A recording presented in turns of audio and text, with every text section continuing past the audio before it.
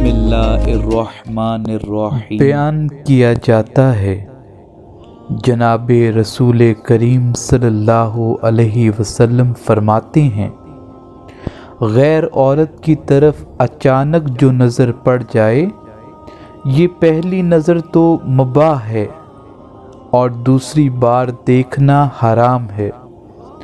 اس دوسری بار دیکھنے کا عذاب یہ ہے کہ روز قیامت شیشہ پگھلا کر آنکھوں میں ڈالا جائے گا۔